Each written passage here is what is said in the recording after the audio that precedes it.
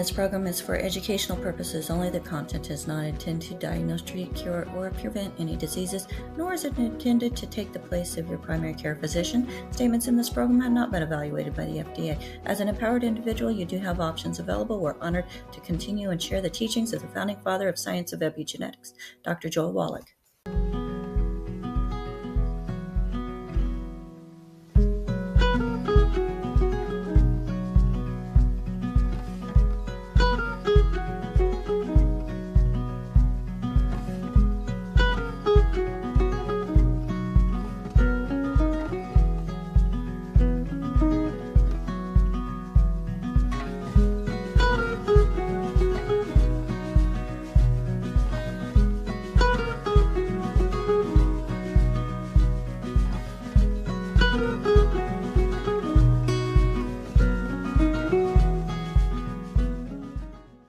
This program is for educational purposes only. The content is not intended to diagnose, treat, cure, or prevent any diseases, nor is it intended to take the place of your primary care physician. Statements in this program have not been evaluated by the FDA. As an empowered individual, you do have options available. We're honored to continue and share the teachings of the founding father of science of epigenetics, Dr. Joel Wallach.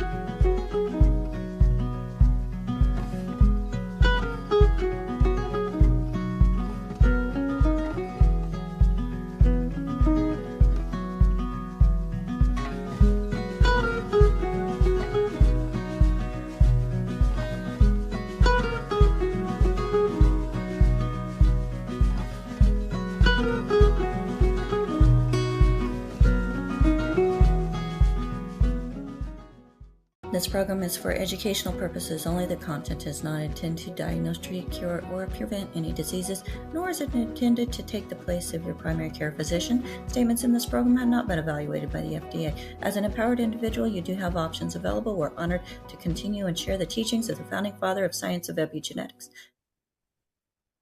Hello, and welcome everybody to another powerful episode of Daily with Doc and Becca, the show where we bring you education, inspiration, and practical tools to help you take charge of your health and your future. I'm Becca Dukes, and it is my honor and privilege as a certified holistic health coach and certified naturopathic practitioner to host today this show as we bring the education to help you make those changes in your life. And today is one of our favorite days of the week, and that is Pharmacist Fridays.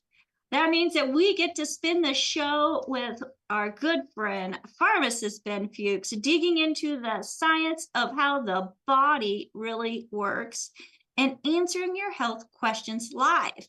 So if you've got questions, make sure you get your hands up. And if you're out on any of the platforms, as we broadcast across the world on so many different platforms, and if there's a way to comment, you have questions, we do have people that are watching for those questions in the comments, so they will bring them into the show for you. If you'd like to join us live, you can register at zoom.dailywithdoc.com. Register and we'll verify that you're not on the restricted list and let you in the next time you visit zoom.dailywithdoc.com. So every week, Ben helps us to connect the dots between nutrition, biochemistry, and real-world health solutions instead of just chasing symptoms. We talk about how the body supports itself at a foundational level, but it can't do it without the right raw ingredients. So whether your questions are about digestion, inflammation, skin, health, supplements, medication, energy, hormones, or anything in between, today is your chance to ask.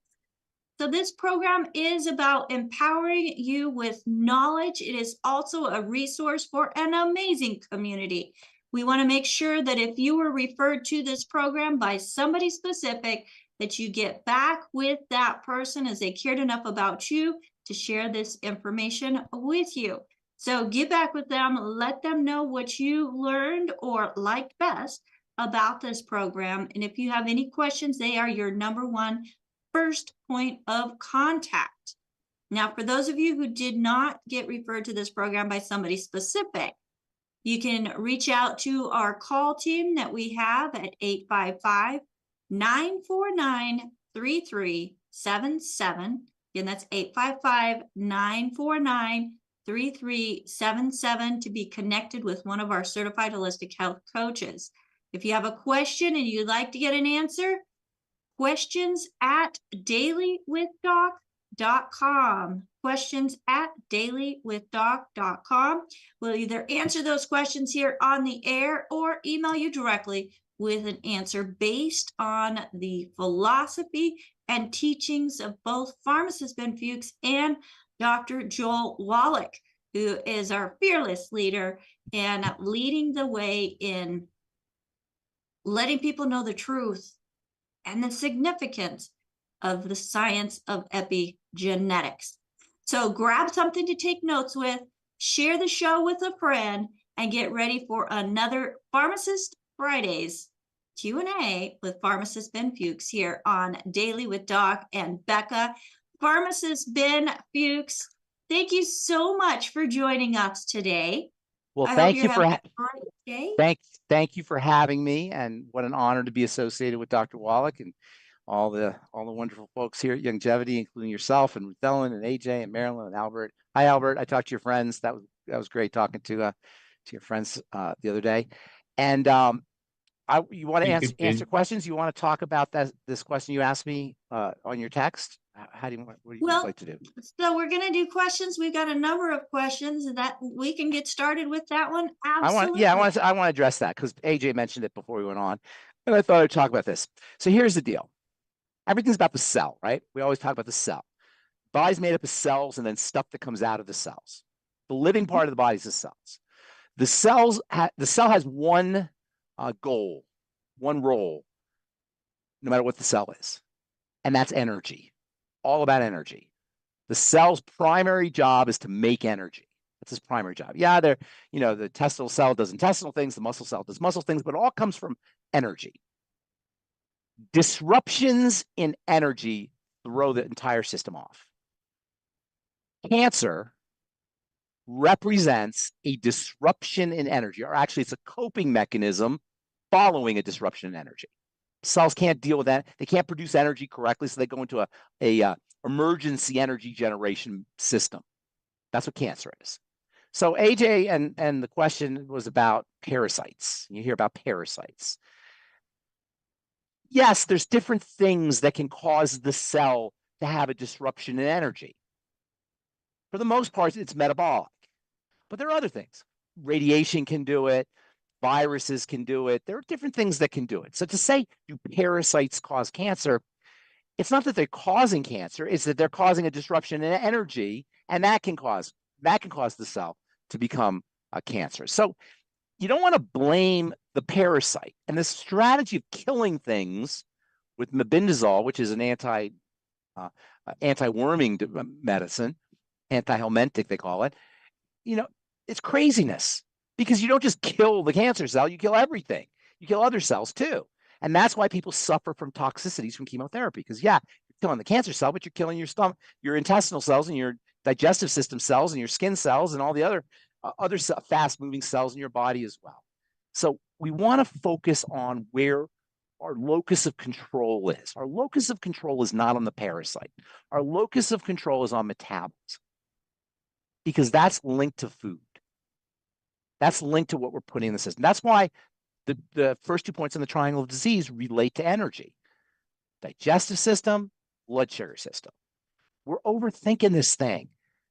If you have, and by the way, we don't like to blame ourselves. We have a resistance to blaming ourselves, and I certainly don't want to be the guy blaming the patient. I don't want to get, that's not a positive situation for a therapist to blame the patient. So you don't want to get into that, but you got to accept, if you don't accept responsibility, you lose your power. Then all of a sudden it's a worm, parasite. I didn't do anything. It was just a parasite. I was sitting here minding my own business. I got a parasite. Now I got cancer, right? Never mind Do the people who have parasites that have cancer, are they eating pristinely? Are they supplementing regularly? Are they sleeping regularly? Doing all the lifestyle things they're supposed to do, sleeping and exercising and all the other things? Probably not. So is a parasite involved? Maybe yes, maybe no. But the point is we have locus of control on many other levels. And that's what we want to focus on. And that's why what we talk about here every Friday and Monday, and when we do our talks, is so powerful because it gives us our power back. You don't have power over parasite. What are you gonna do? Put a parasite shield on? I mean, come on, you don't have power over that. And by the way, there are parasites, and parasitic infections are certainly a thing, but the kind of parasites most people talk about that are, I had a colonic, and all of a sudden these parasites came out.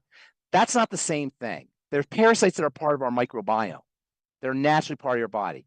Parasites like hookworm and tapeworm and malaria and that kind of thing, those are real and they kill a lot of people. But when you hear people say, "Oh, I did this colonic and parasites came out," that's a whole different type of parasitic infection. Focus on where you can focus on your locus of control. Your locus of control is on food and nutrition primarily, but also lifestyle behaviors like sleep and exercise and relaxation and breathing and meditation. There are so many places we can control the outcome of the health of our bodies. That's what we want to focus on. And that's why I love talking about nutrition so much. So mebendazole and by the way, these anti-worming medications, they have especially particularly ivermectin. Ivermectin is an anti-cytokine medication. It suppresses and inhibits cytokines. Cytokines are inflammatory chemicals. And so that's why they used ivermectin for the virus that came out. And when people made fun of it as a sheep deworming medicine, that's true. It was a sheep deworming medicine, but what they missed is that it had other effects too that were beneficial, other beneficial health effects. So when you had the talking heads on the news making fun of people about ivermectin, they didn't know what they were talking about. Because yes, it is a sheep dewormer. It's also a human dewormer, but it also has anti-inflammatory effects and anti-cytokine effects. You there? Can't hear you. Is that me? No, it was me. I was muted. Okay. So it is good stuff. Yes. Well, what is good stuff? What do you mean? Ivermectin? Ivermectin. I would say it's good stuff. It's a drug, but it can have some benefits for inflammation, for inflammatory issues. And it's nowhere near as problematic as what they were telling people to inject themselves with. Got it. Okay. Well, that is a great introduction. So Wendy, I hope that answered your question. And let's go over to the next question here on Daily with Doc and Becca. They keep coming in. The next one on the list is coming from Barbara. So when a vortex was created, mixing a shake, how long do the effects of that vortex last? Yeah, that's a good question. They disperse pretty quickly. The effects of the vortex will I don't know the time exactly, but as soon as the liquid stops vorticizing, the energy is going to be dispersed. So you want to drink it quickly. I don't know the exact minutes, the exact seconds, but it happens right away because as you're creating the vortex, that's where the ions and the water is becoming structured. The ions are interacting with the water to structure the water. That's where the electrical energy takes place. As soon as you stop the vortex, that structure will begin to disperse, whether it's seconds or 20 seconds, 30 seconds. I don't know the exact time, but you want to drink it quickly. That's true. So if she puts it in the refrigerator overnight, the vortex effect is longer there, but she can respin it, She can respin it. Yes, she can respin it. Okay. And does it matter which way the vortex goes, right or left? Matter. No, it doesn't matter. Perfect. All right. And let's go to the first hand that is up. And Susan, go ahead and unmute yourself. Hey, Ben. Hi, Becca. Can you hear me? Hi, Susan. Hi. Oh, good to see you all. Nice to not see you, but nice to hear you. Yeah, I guess I should do videos. If you saw my picture, I would probably you'd see this little kitty on my lap. She's so cute. So, what is it? A human cutie or an animal cutie? An animal kitty. Aww. Yeah. Okay. I'm with my son and his wife. They have 3 dogs and a cat. So There's All quite a right. menagerie here. Nice. What's going on? Susan, Well, one of my Susan, you friends, should be able to turn your camera on, dear.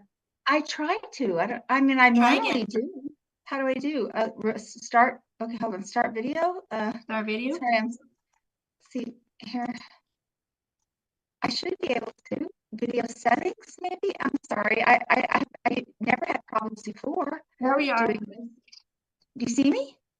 Yes, ma'am. Oh my word. Okay. What do I do here? Just select anything. Stop my video. Mirror. Now it went off again. Again. Okay, video. Here we go. Ask your question. There you I are. am. So I'm at their let me say something real quick. Susan, I'm sorry. Nice to see you, Susan. I've known Susan for a long time.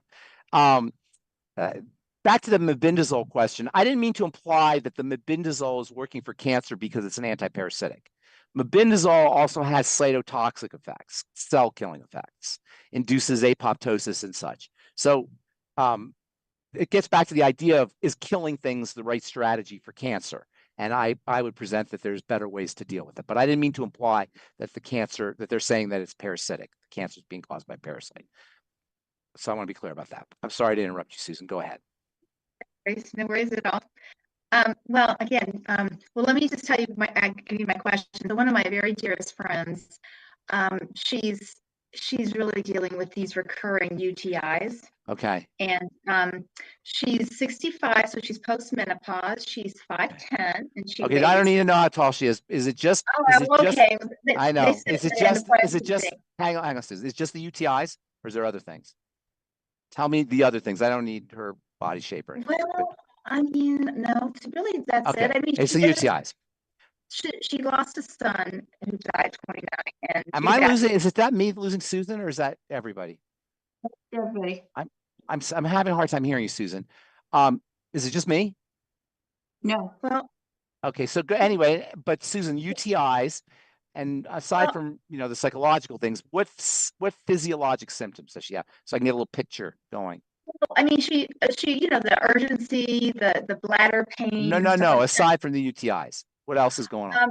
Well, diabetes, obesity, smoking, muscle loss, sleep problems, skin problems, bloating, anything. Well, after she lost her son, can you hear me now? Can you hear me okay? It's just kind of choppy, but go ahead. She's on some high blood pressure medication right now. Okay. She's sort of borderline-ish. I think her A1C was 5.7. Okay. All right. Well, let's stop there. Okay. But I want to make a point for you, Susan, for everybody. You see how the patient will come with UTIs, but there's a whole bunch of stuff happening in the body. Things don't just happen. Like there's no UTI angel that sprinkles UTI dust on your head. Oh, I got UTI. It's an entire metabolic milieu that is dysfunctional. And that's how we want to look at health. That's where the triangle disease comes from. And I can tell you, go back to the triangle disease and you'll improve things. But let me talk about UTIs because they are, as I'm sure most people know, especially women, they're miserable. Can you imagine having them all the time? They call that interstitial cystitis, by the way. Was she diagnosed that way? It's called interstitial cystitis. That's chronic UTIs. And here's what's missed with chronic UTIs.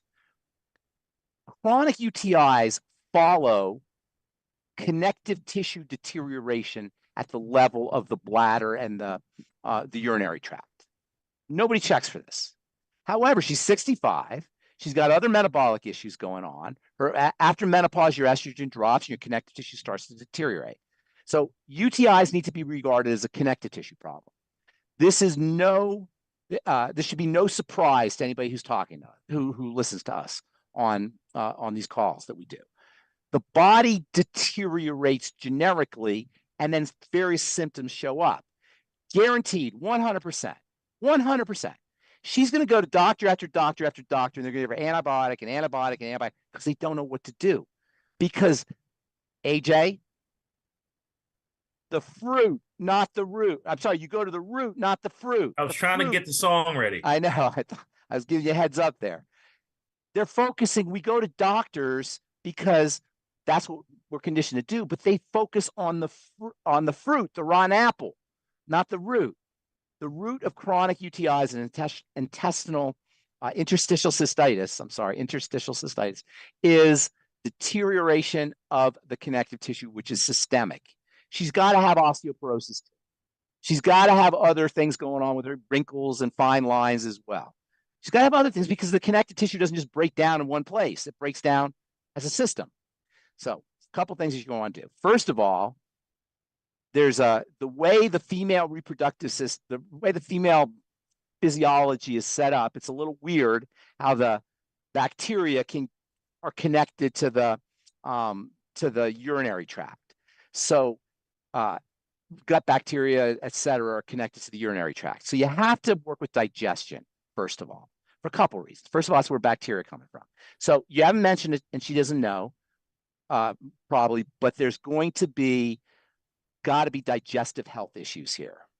Now, the fact that she's got high blood pressure also tells me there's digestive health issues here. The mechanism of high blood pressure is stuff getting in the blood, for the most part. There's other mechanisms too, but one of the mechanisms we'll say is stuff getting in the blood. So we got a leaky gut issue. Okay. So do you know this lady, or is she a customer, or is she a friend or relative? Yeah, dear friend. Oh, different. So does she have a history of digestive issues? Digestive health issues, bloating? Yes, she had a gallbladder removed. What's that? A gallbladder. She had a gallbladder removed. Okay. Am I psychic Ben or am I pharmacist Ben? Of course she does. Of course she does. Of course she does. That's called the triangle.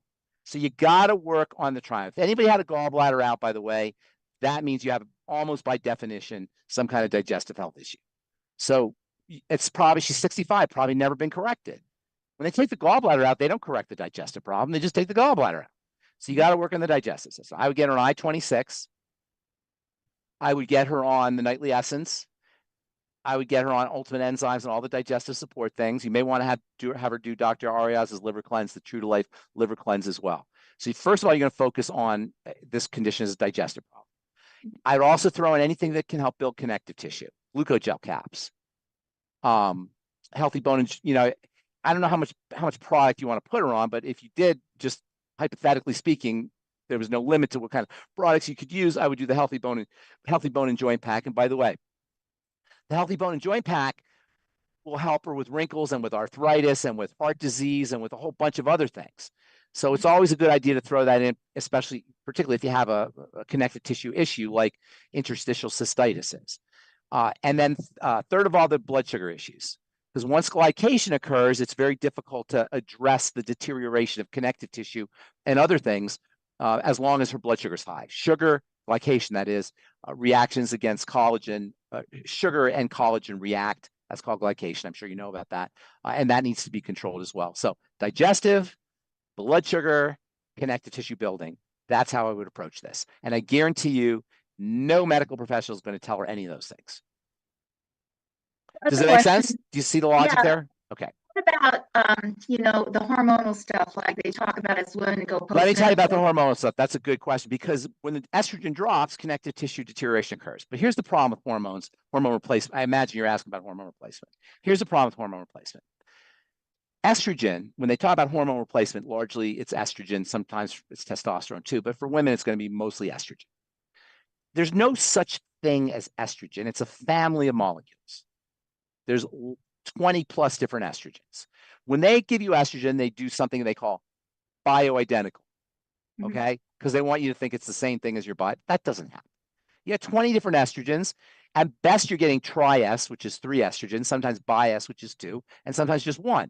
There's no way they can give you an bioidentical estrogens, but it's even worse than that. I'll tell you why.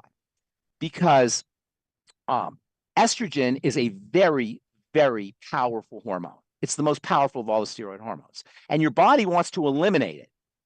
So it gets secreted and then gets eliminated. Without a gallbladder, the gallbladder is one of the main organs for the process for the elimination of estrogen. Without a gallbladder and intestinal problems, she's already got a problem with metabolizing and processing estrogen. You're always making estrogen as long as you have body. As long as you have body fat, you're making estrogen. So to now throw in exogenous estrogen, pharmaceutical estrogen, which is not even anywhere near remotely the same proportions and ratios of your natural estrogen, is playing with fire, in my opinion. Third of all, So you got multiple problems here. Number one, there's not just one estrogen. Number two, she's already got a problem processing estrogen. Now you're going to throw in more estrogen, the most toxic hormone in the body, and she can't clear it out already. And then number three, the way hormones work in the body is they're responsive to the environment. Your hormones are your bridge between the environment you find yourself in, whether it's the outside environment or the inside environment of the body, and biochemistry. They have to fluctuate. They got to go up and down depending on what's happening in the world and what's happening in your body. When you take a drug, estrogen, now you're flooding the body with an estrogen and you've lost that responsiveness. So to me, hormone replacement therapy is just playing with fire. And especially with estrogen. Testosterone is still pretty bad too. If you want to do hormone replacement therapy, probably the most benign hormone replacement therapy is going to be progesterone. Progesterone is not toxic like estrogen, and progesterone actually will sensitize your cells to your own natural estrogen. So it balances out estrogen, and it sensitizes your cells to estrogen. So if you're going to do hormone replacement therapy, that's the one to do. Also, to a certain extent, DHEA, although you have to be a little bit careful with the doses on it. And that's probably, if you want to do hormone replacement therapy, I would do DHEA or something called 7-keto DHEA and progesterone. But I'm not telling anybody what to do because some women like their hormone replacement therapy. So I hesitate to say no, but it's just playing with fire. And by the way, estrogen is on the FDA's known to cause cancer list. What about more herbal, like women's hormone balancer or hormone FX or Xerafem, any of those, or those? I'm sorry. The Xerafem. They're not bad. They're not bad, but they're not going to change her estrogen status. They're not bad though. And essential fatty acids, by the way, ultimate EFAs for women who want to take care of their hormones, and men for that matter too. The ultimate EFAs. Okay. And then there are herbs also, but they're not going to really change your life either. Vitex, wild yam, licorice root. These can have some female hormones, but they're not going to really change your life. Progesterone, we use a cream. Is that the better way to get? I'm really sorry. I'm not hearing you. Say that again. Cream, the progesterone cream. Topical progesterone is, yes. Topical is progesterone. That the best? Yes. Okay. Yes. Progesterone is very well handled by the skin. Great. Okay. Thanks. Yes. Thank you very much. Thank you. And estrogen, by the way, is a stress hormone. It amplifies the stress response. So you want to be really respectful of estrogen. And if you are taking estrogen, you want to work on how you process it, which means the intestine and bile and the gallbladder and also liver health. And if she already has liver issues with metabolic syndrome or blood sugar issues, that's going to be a problem for her. I'm sorry to keep adding things on. There's so much to talk about here. So I apologize for that. But thank you. I hope that helps. Yeah. Very helpful. Okay, good. Thank you. Yes, AJ. AJ's raising his hand. You have to go to the bathroom? What's up, AJ? You're excused. Go ahead. No, there's more questions. So we're gonna go on to the next question. No, okay. No, AJ wants to say something. I'm teasing you, AJ. What's up? AJ, give AJ the floor here. AJ.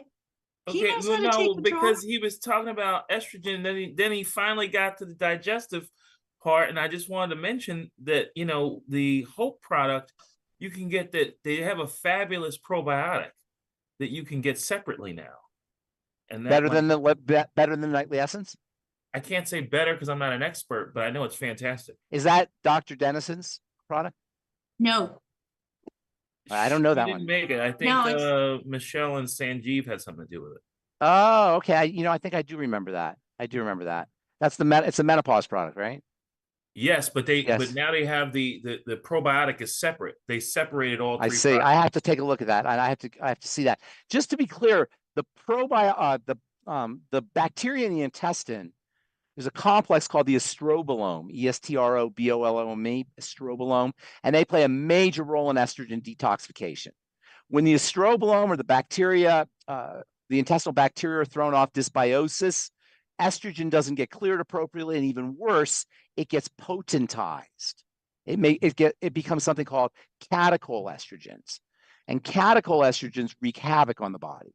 So there's a major role for the intestine and the microbiome when it comes to estrogen processing. Also, interestingly, I know it gets a little, I hope it's not too confusing. It's kind of interesting. When estrogen drops, histamine can go up. And if you already have a problem with leaky gut, this can cause problems. And this is why menopausal women will sometimes get rosacea and skin problems and breakouts and such. And this is also one of the reasons why there are what they call hormonal breakouts in younger women when their estrogen drops. If you have a combination of leaky gut, that is food allergies and food toxicity and digestive toxicity, when your estrogen drops, that can cause problems with skin, rosacea, headaches, night sweats. A lot of menopausal symptoms are secondary to histamine levels going up when estrogen drops. So that's another thing that can happen to women during menopause. That's yet another reason to patch up the leaky gut. And really, if this is confusing, go back to the triangle: digestion, blood sugar, and then the third point. But even just digestion and blood sugar, the metabolic system and the digestive system. Sorry.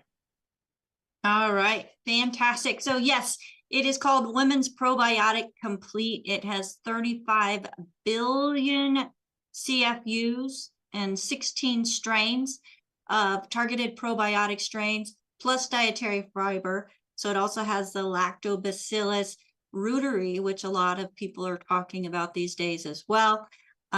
So I will get that information over to you so you can check it out and let us know if it is as good or better than the Nightly Essence. I personally love Nightly Essence and take 2 of them every night before bed. So just one more option, ladies, that we have available to help us keep that good microbiome going in our bodies. So let's go on over to Jill. Jill, go ahead and unmute yourself. Hello there. Thank you so much. I have a customer who was told that she has elevated B6. She's took Beyond Tangy Tangerine Original for a little while, a couple weeks before they told her that she had this severely elevated B6. And so she stopped it because she was seeing a nutritionist, and the nutritionist told her that, it's very dangerous for her to take this because she couldn't. No, she didn't say it's very dangerous. I hope she didn't anyway. Well, she gave her a full piece of paper that I can't even tell you how many things are listed on it that she could have that are causing this B6 problem, like from MS to E. coli to, it was just like a unbelievable thing that she was saying, this elevated B6 could be, but she's not had it tested before. So she has no idea, like, if she It's chronically... very unlikely. You can take high B6 is associated with neuropathies, but you got to really, really go out of your way to take, 200 milligrams a day or something of B6. It does say right on the test, because she showed me the test. Yeah. It does say right on the test that supplementation could affect the results of the... I'm just, I can't help what this thing say. I'm just telling you, B6 is an essential nutrient. It's water soluble. You urinate it out. If you do inject it or you take ridiculously high doses of it, there are neuropathies and skin sensitivities that are associated with that. But I know you're saying you had a whole list of things that you said. Well, there's no way that she took high doses of it because she only purchased 1 canister and she has at least a third of it left. So she's trying to find out, let's say she does have chronically high B6. Is it going to be... B6 is an essential nutrient. That means your body doesn't make it. That means the only way to get B6 is by eating it or ingesting it or injecting, right? So if somebody has high B6, that means they're taking a lot of it because you're not making it. It's coming in from somewhere. Do you follow me? Mm-hmm. I do. So it's not like the body is synthesizing B6 somehow. So if it's true that her B6 levels are high, she must be taking it in somehow, correct? Yes. You follow me? So, and I'm not saying I don't know what she's taking. Maybe she is taking a whole bunch of B6. I don't know. But you got to go out of your way to do it. Not only that, she's B6 not. you're urinating out B6. Yeah, and that's what she thought. That's what her I'd have to PCP have had told her. that doesn't make it. Yeah, So that doesn't she make has, I have it here. It says normal Yeah. range is 2.1 to 21.7, and she's at a 58.6. So the that she must nutrition, be it must be coming in somehow, yeah. right? I mean, it does. It's not magic. It has to be So, coming in, right? so Do you have, BTT is water soluble. It's not causing the problem. Yes, exactly. So if her Okay. B6 levels are high, it has to be coming in somehow, Mm-hmm. right? Because that's the only way you get B6. Mm-hmm. Now, there's no link or association at all with it with B12 and how they tell you that you might have trouble absorbing folate. Yeah. I don't know what you mean by that, but B12 is not folate. B12 is a different thing. Now, B12 is a little interesting because B12 is the most potent of all the vitamins. And so you don't need very much B12. If you look at the RDA of B12, it's like very, very tiny.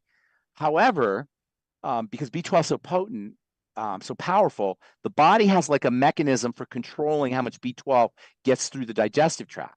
It's called, there's a protein, a peptide that's made in your stomach that's responsible for the absorption of B12, and that gives the body a sort of mechanism for controlling how much B12 will actually get in the blood.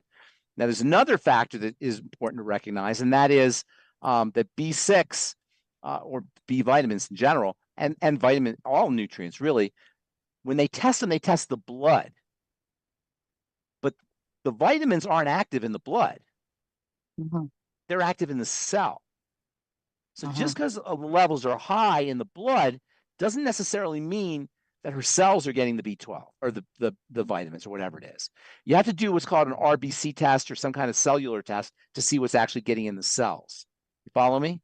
Yes. So just because something's in the blood doesn't necessarily mean that she's actually getting the benefits of the vitamin. Nonetheless, the question is, how is her blood levels? How are her blood levels elevated? It has to be something that she's taking in. Right. So I don't know. Where is she getting her B6 from? Just the BTT? Yes. To my knowledge, yes. Yeah, and she wasn't even taking 2 scoops. She was just doing, like a half a dose. So I don't, unless the test is affected. Does she have any neuropathy issues? That's no. the main neuropathy is the main toxicity associated with elevated B12. B6. I'm sorry, B6. I'm sorry. Okay. Very good. That's what I needed to know. Thank you, Ben. Okay. All right. And also, sometimes people have skin issues, like skin sensitivities, but mostly it's neuropathy. Okay. All right. Okay. Thank you. All right. Thank you so much, Jill, for coming on with that great question. Now, the next question is coming from Corey out on And also, YouTube. I should also say, if she has some liver issues, that can also cause elevated B12. How about B6? I'm sorry, B6. Okay. B6. That can also cause elevated B6, liver issues. All right. So Corey wants to know, can I put ultimate colloidal silver in my eyes to stop the itching due to environmental spring allergies? Or is diluting apple cider vinegar better? No. Well, Becca, no, we cannot answer that question and stay on YouTube.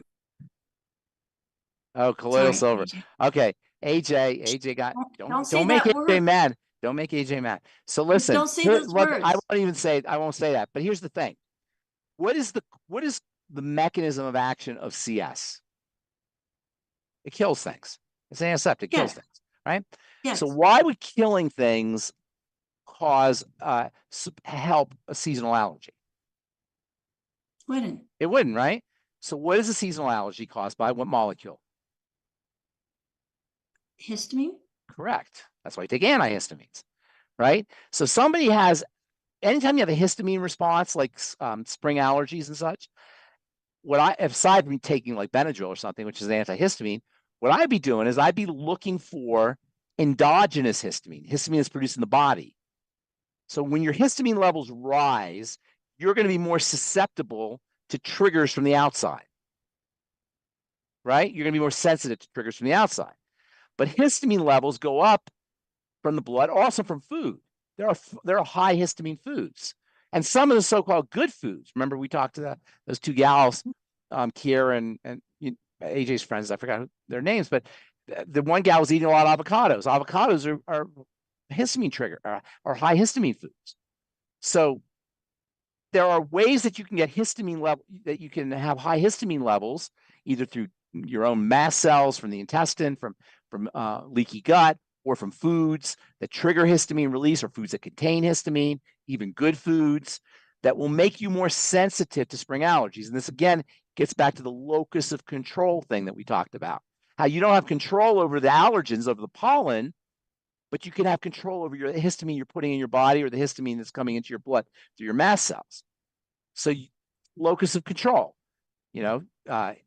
somebody saying that strawberries and pineapple give her histamine reaction. Yes, pineapple's notorious for that. Citrus too. Sometimes people say they're allergic to citrus. You can't be allergic to citrus, but you can have a histamine response to citrus. Likewise, seafood could be, or shellfish can be a histamine trigger. So there are foods that are considered good foods that aren't on the bad food list, that people will say, oh, I just eat good foods, bad food. I just, I stay away from the bad foods and I only eat the good foods. You can still have a histamine problem. And you don't control the pollen, but you can control your histamine. Leftovers too, by the way, cheese. And I know I've said this before, but I love saying this. Wine and cheese and chocolate, ladies, they're high histamine triggers, and histamine will cause a lot of the symptoms of menopause: night sweats, hot flashes, anxiety. These can all be histamine responses. And I know nobody wants to stop the wine and cheese and chocolate, but I just get a kick out of it. I feel very blessed that I don't have hot flashes and all of those things that you listed, because I love cheese. I love chocolate, dark chocolate. Yeah. And wine. And I can let the wine go. I don't drink wine. But yeah, so definitely if you're having issues with those things and you are keeping a food diary. Mark your actions after taking anything or inhaling. That's why a food diary is so important. That's because people are shocked when they find things, when they do the food diary, and then all of a sudden they make the connection. It's really quite amazing what you find out. Yes, it is. Yes, it is. All right. Well, we got several questions. Let's go over to Phyllis. Hello, Pharmacist Ben. Hello, Phyllis. What's up? How does Phyllis always look exactly the same? As the years go by, nothing changes. We all change. I love it. You look exactly the same since 1997 or 98. Frozen in time. You're frozen in time. We have several questions here. Yes. Olga on YouTube. Hi, Olga. She wants to know what you recommend for someone undergoing removal of mercury fillings using a biological dentist. Yeah, you got to be careful with that, because when you remove the mercury fillings, sometimes mercury can get in the blood. Lots of things. Ultimate selenium, FucoidZ, NAC, vitamin C, MSM, ultimate MSM. These are all chelating agents that will tie up mercury and help you eliminate it. And that's the strategy for anything to do with mercury, or even just general mercury poisoning, like if you're eating a lot of seafood or something like that.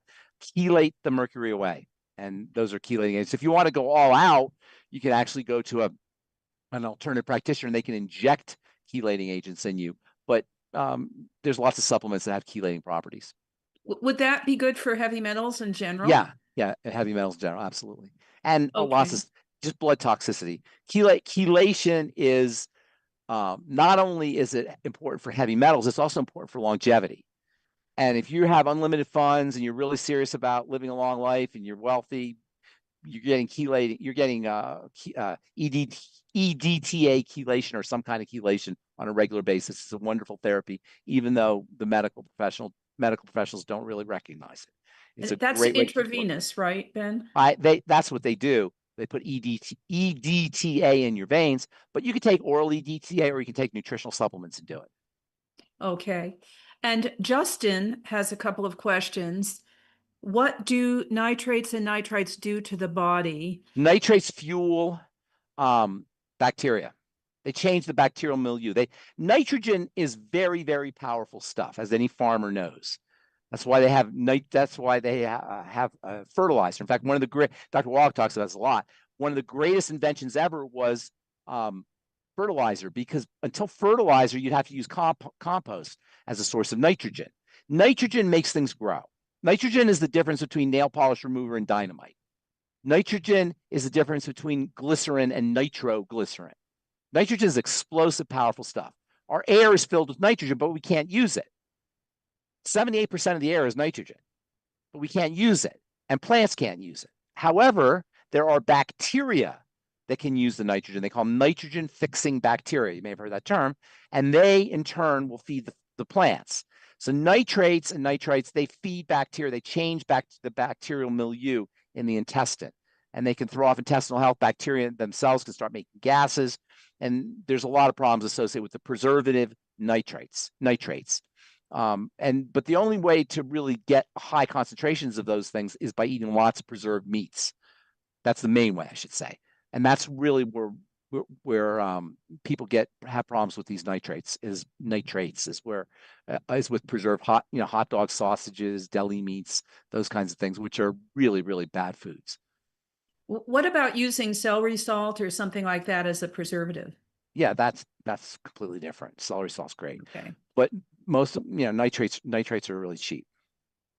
And he also wants to know, does the combination of methylfolate and trimethylglycine help with blood pressure in general, or is that only in certain individuals? I think he's talking about homocysteine probably. Trimethylglycine is a methylating agent. And what was the other thing you said? Folates.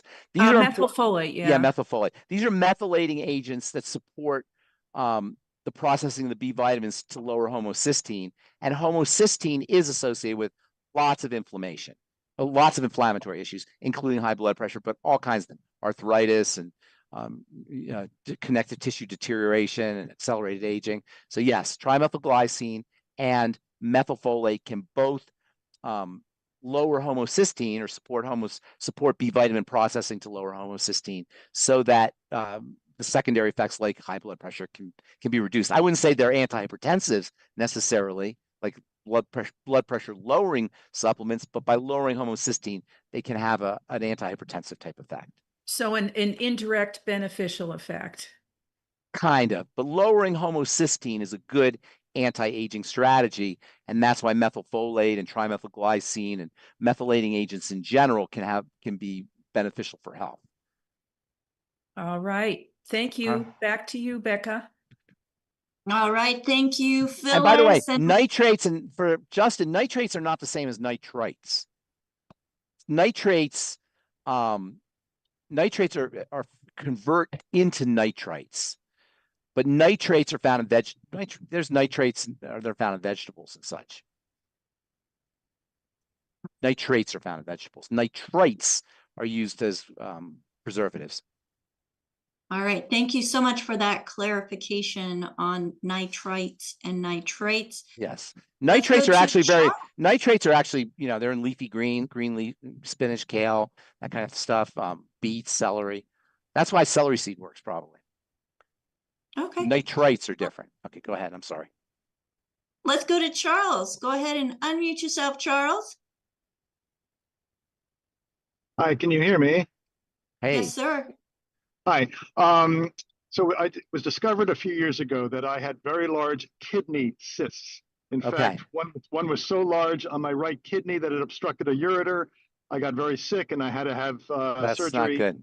That wasn't good. But they did clear up the ureter, but there's still large cysts on my kidney. So my question would be basically, how do they form without my even knowing it? And secondly, how do I eliminate and reduce them? Thank you. Okay, so you want kidney disease in general, and cysts are signs of metabolic syndrome, signs of blood sugar issues. Insulin makes things, metabolic syndrome is insulin resistance. That's when you're making lots of insulin because your cells are resistant. And growth should always be, first of all, attributed, looked at as a cause of elevated insulin. Now, Charles, I'm guessing is in his 50s or 60s, probably, by the way he sounds. Yeah, What's 61. That? Okay. 61. So it's almost impossible for you not to have some degree of insulin resistance. The fact that you have kidney cysts, and there is something called PKD or polycystic kidney disease, which is associated. Did they diagnose you with that? You know what? My mother did. However, I got tested for the genetic. Yeah, no, but they said forget genetic. Metabolic syndrome. Yeah, metabolic. They said I did not. But because I have these large cysts, I questioned that result. No. If you have cysts, you've got some blood sugar issue. Listen, this is what the kidneys do. The kidneys filter the blood, right? Yep. And they filter the blood through very, very, very, very, very, very tiny vessels, microscopic vessels. So if the blood is sugary, if you have elevated blood sugar, or you have elevated insulin, it's a short jump to kidney disease, and that's pretty much the main cause of kidney disease. And all kidney disease issues, or cysts in the kidneys, polycystic kidney disease, et cetera, should be backtracked to metabolic syndrome, always. And the good news is once you control metabolic syndrome, you'll add years to your life, and you'll improve your kidney health. Do you have, what's your kidney function at? Do you know? It's actually quite good. The creatinine levels have been good, so that's what surprised me. That is no, that's not. It can happen that way, so that's good. And by the way, your kidneys are so effective that they can be down to, you can lose 70% of your kidney function and still be okay. Okay. You know, right? So the kidneys are incredibly resilient because they're so important. That's why you have two of them. So it's a degenerate. Kids don't have, just the idea that children don't have the problem, and it usually happens after age 50 or so. That tells you you're dealing with a degenerative metabolic condition. Okay. What do I do? Healthy blood sugar pack. Reduce your intake of fast-burning sugars, fast glycating sugar, high glycation, high glycemic index. That's the word I'm looking for. High glycemic index sugars, carbohydrates, processed foods, white bread, etc. But also, because of the triangle of disease, it's usually, not always, but I would suspect there's probably some digestive health issues going on there too, and you might want to look at that because just the way these things progress. Yeah. Okay. Do you notice anything that way? Bloating, gas, dysfunction, yes, discomfort? I do. Yeah. IBS, yes. And do you have a history of IBS? No, mildly, but it's been under control. I mean, no. The reason I ask is first of all, you got the triangle, AJ, right? The triangle, you got IBS. But secondly, there's an association between estrogen and IBS, and estrogen will also make things grow. So I would be looking at your IBS issues, nightly essence, I-26, Dr. Ari's liver cleanse, bile issues. Work on digestive health in general. Okay. And we have, and AJ, I think we have a whole digestive packet, root not fruit, right? We do, but he should probably call and speak to a team member. Okay. Yeah. I'll Digestion of blood sugar. Okay. Thank you, Charles. Thank you very much. Thank you. All right. Thank you, Charles. Great question. Now, Pharmacist Ben, I just want to remind everybody that if you were referred to this program by somebody specific, they are your person. You need to get back to them. If you found us on your own and you'd like to speak with a certified holistic health coach, you may do so by calling 855-949-3377. Pharmacist Ben, final question. Yes, ma'am. Carrie wants to know, is there a standard lab test or a group of tests that you recommend people to track on their own? In California and other states, individuals can purchase their own lab tests. The problem with lab tests, I always like going with symptoms rather than lab tests, because lab tests are based on reference ranges, high and low. And the reference ranges themselves are statistical algorithms. Nobody ever asks where the reference, people say high, low, but nobody ever asks where the reference range comes from. What's it high compared to? What's it low compared to? And there's these statistical algorithms that are done, and they take Caucasian and Black and Asian people and men and women and young people, and they lump them all together, and then they do whatever statistical magic they do to try to come up with these reference ranges. But every individual is going to have their own particular needs. So you can't really assume that you're high or low for you. You can assume you're high or low for the reference range, but whether it's high or low for you specifically doesn't necessarily follow. And that's the problem with statistics for individuals. Statistics are for large groups. This is the problem with statistics. That's why Mark Twain said there's three kinds of lies. There's lies, there's damn lies, and there's statistics. Because statistics mislead us into thinking that it can be applied to individuals when really they're designed to for large groups. And then we extrapolate it to try to make it mean something for an individual. And that's why you have people who will say, oh, I got all the symptoms of hypothyroidism, you know, the dry skin, the hair falling out, the nail problems. You go to the doctor, he says, well, your thyroid's normal. No, it's not normal. Obviously, you got symptoms, but it's normal compared to the reference range. So I'm not really a big believer in lab tests, unless they're super, super extremely high or low, maybe. But I'll always go by your symptoms. Trust your symptoms and understand your symptoms. Speak your symptoms. A good healthcare professional be able to, not necessarily individuals, but if you go to a good healthcare professional, they should be able to read your symptoms and form a picture of what's happening in your body from your symptoms. And that's exactly what Dr. Wallach teaches and looks at. Yes. Because there's so many different poor health symptoms linked to nutritional deficiencies to the tone of 900 poor health conditions, since there's 90 essential nutrients and approximately, on average, 10 poor health conditions per nutritional deficiency. So you multiply that out, which is simple math, not statistics. I come from a statistics background and career. So I do understand the statistics and scrubbing data, yes. And I do not like doing it.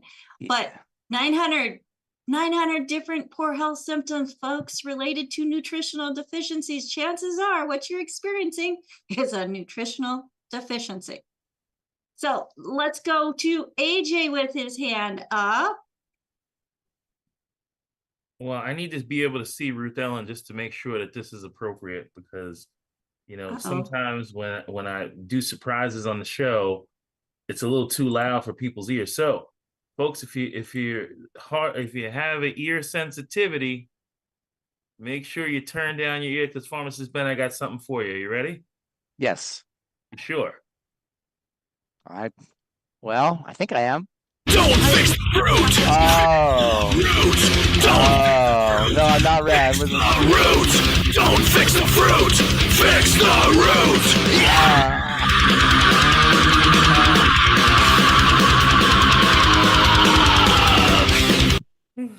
Wow. Hey, that Thrasher Rock, I didn't even like in high school, AJ. You just ruined my day. We got to work on that, AJ. Wasn't good. No, we got to work on that one. Oh man. How about some like some nice gentle folk music? We'll work on it. Let's not just like acoustic guitar, you know, something kind of calm and quiet, like a Bread or David Gates, you know. Okay. You know what I'm talking about? Well, I think Bread? so. Yeah. He has one. He has one. It's almost like the Grateful Dead kind of mellow. Yeah, folky mellow kind of. Yeah, he didn't like that one. He didn't. Yeah, let's do that. Yeah. Okay. Well, and one final comment before we go to the music part. Going back to statistics, Carrie says, as an engineer turned naturopath, she totally agrees with us when it comes to those statistics. Who is she? She's a naturopath? Carrie. Is she on the call? She is. And what did you say she was? Come on camera. That's fine. What did she say she was before she was a naturopath? She's an engineer. That's awesome, because this is really engineering. What we're talking about here, the way you want to handle the body is the way an engineer would troubleshoot a problem. And ask what's her name? What's the gal's name? Carrie. Ask Carrie if she agrees with that. This is troubleshooting. This is engineering, really. Ask her if she agrees Carrie, with do that. you agree? And that's awesome that she's a naturopath too. Because that's really how you solve these problems. These are engineering problems, really. Right? Do you agree? Absolutely. Yes. Thank you. I'd love to meet Carrie. I'd love to meet her. Okay, we can make that happen. Make that happen. Where's she from? She's in California. That's awesome. Yeah, I'd love to communicate with her. Let's facilitate that. Is she new? No, she's been with Longevity for a while. Oh, okay. I don't think I've met her. All right. Well, I got to go. Thank you so much. All right. Okay, thank you, Monday night. Monday night it is. Bye, everybody. Thank you. All right. We've got Pharmacist Ben Bites with Coach AJ Monday night, probably 9 p.m. Eastern time. So that's 8 Central, 7 Mountain, and 6 Pacific time if you are in the US continent on your time zones. So thank you so much, everybody, for joining us. I hope that you did get something out of today's show, as we had lots of information, lots of different symptoms coming from different. What did you do, AJ? Oh my goodness. You give the boy buttons and he's gonna just push, push, push. Wow. Okay. So if somebody could let me fix it. If somebody could fix this, that would be great. Let me fix it. Let me fix it. Co-host, please come on the screen. Folks, I could not do this without my team, even when the team are pushing buttons that they, accidentally, which I'm guilty myself, push. But hey, we're a family, we forgive, we laugh, and we move on. If that's something that you want to be part of, make sure that you get back to the person that shared this program with you, as we have a passion and a purpose when it comes to helping others find a better health journey. And it's just a fantastic place to be, is on the solution side of the issue and not creating more problems. So again, get back with the person that shared this program with you. If there's no one to thank, 855-949-3377. This program is for educational purposes only. It's not meant to take the place of your primary care physician. But please remember, you are an empowered individual. Your body was designed divinely by the Creator. You are not chemical deficient or pharmaceutical deficient. And the poor health symptoms that you are experiencing are more likely, like 99% likely, going back to statistics, that they are nutritional deficiencies. There are some exceptions, but chances are we're looking at nutritional deficiencies, and that's what this program is all about, is finding solutions and providing solutions to help you no longer be nutritional deficient. So folks, thank you again. My name is Becca Dukes. I am very honored to be joined here with my team. That is Ruth Ellen Sanchez, my executive production manager. Thank you so much, Ruth Ellen. My dear Speedy Fingers, Marilyn, who is putting information into the chat as we speak, making sure that if you're taking notes and you can't write as fast, she can type even faster. So she's putting that into the chat for you to help you with your note taking. That is only available here in the live Zoom. So folks, if you want to join us live, Wednesday, Thursday, Friday, most Wednesdays, Thursdays, and Fridays, from 12 to 1 Pacific, 1 to 2 Mountain, 2 to 3 Central, 3 to 4 Eastern. And I think it's like 9 to 10 or 10 to 11 in South Africa, as our next co-host, Albert, is joining us from South Africa. Thank you so much, as he is our gatekeeper, letting people in from the waiting room into the Zoom. Thank you, Albert. And we have Rod out on the different platforms, helping to keep an eye on things, and here in the Zoom, and letting us know when there's questions on the platforms that he is watching. And we have Chris bringing in those questions as well, as she's keeping an eye on the different platforms, looking for questions, as she is a pioneer who I just love and adore, as she is one of my mentors in this whole family. Thank you, Phyllis. And we have AJ, my digital marketing director. And he's helping us get on all the different platforms and helping us with technology and making sure that we are able to provide quality information in all different medias to you. So, folks, thank you again for joining us. We'll see you next time on Daily with Doc and Becca. Bye for now.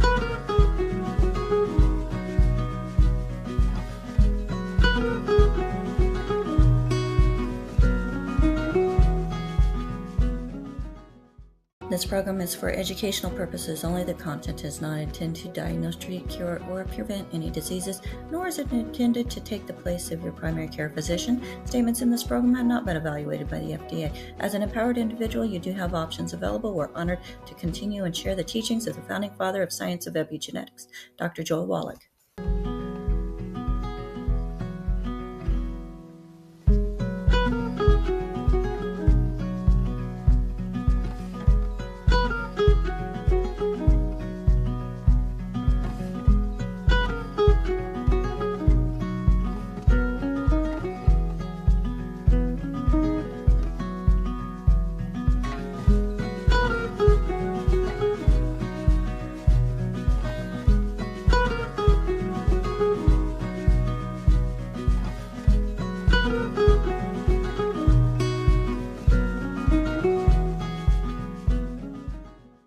This program is for educational purposes only. The content is not intended to diagnose, treat, cure, or prevent any diseases, nor is it intended to take the place of your primary care physician. Statements in this program have not been evaluated by the FDA. As an empowered individual, you do have options available. We're honored to continue and share the teachings of the founding father of science of epigenetics, Dr. Joel Wallach.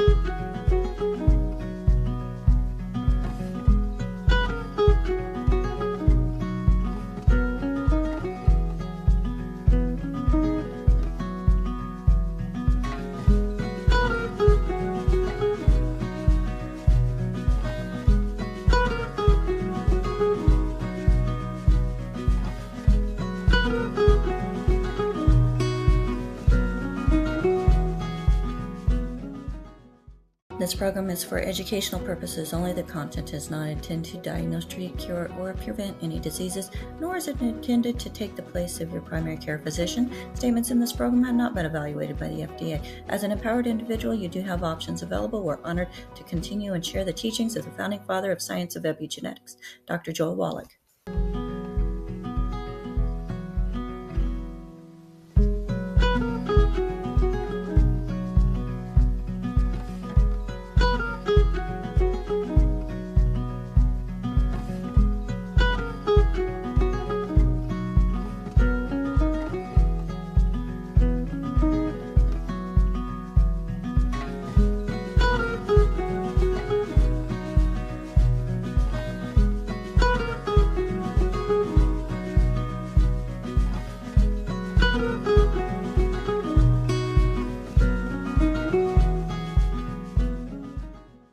This program is for educational purposes only. The content is not intended to diagnose, treat, cure, or prevent any diseases, nor is it intended to take the place of your primary care physician. Statements in this program have not been evaluated by the FDA. As an empowered individual, you do have options available. We're honored to continue and share the teachings of the founding father of science of epigenetics, Dr. Joel Wallach.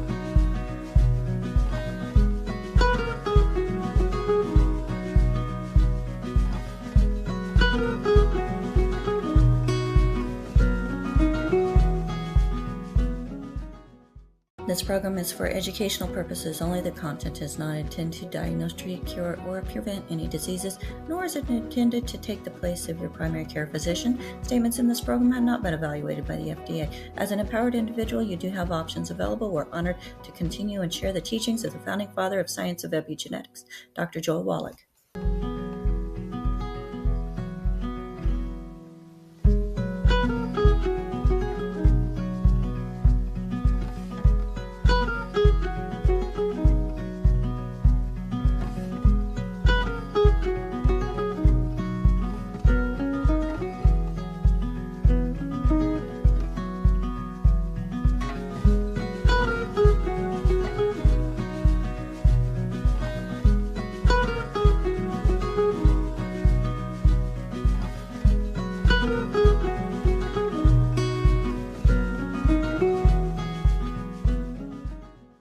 This program is for educational purposes only. The content is not intended to diagnose, treat, cure, or